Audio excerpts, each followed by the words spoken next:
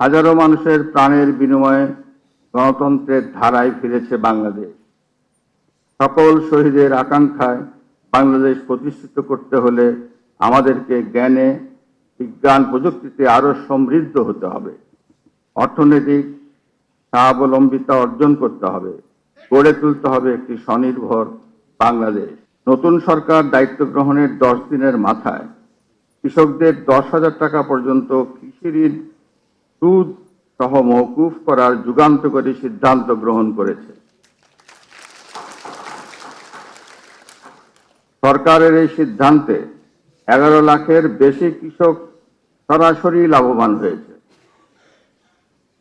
এতে পাট সহ কৃষি খাত ব্যাপক কর্মচাঞ্চল্য সৃষ্টি হবে, উৎপাদন বৃদ্ধি পাবে।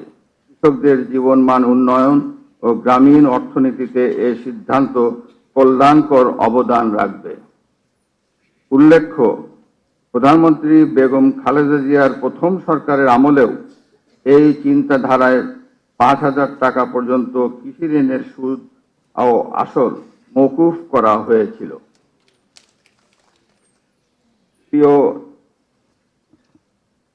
উপস্থিতি, বর্তমান কৃষি এবং কৃষক বান্ধব সরকার আগামী 1 বৈশাখ অর্থাৎ 14 এপ্রিল থেকে পর্যায়ক্রমে কৃষক কার্ড বিতরণ শুরু করবে। দেশবাসীকে বিনীত অনুরোধ করব, পরিবেশের জন্য মারাত্মক ক্ষতিকর পলিথিন ব্যাগ পরিহার করুন।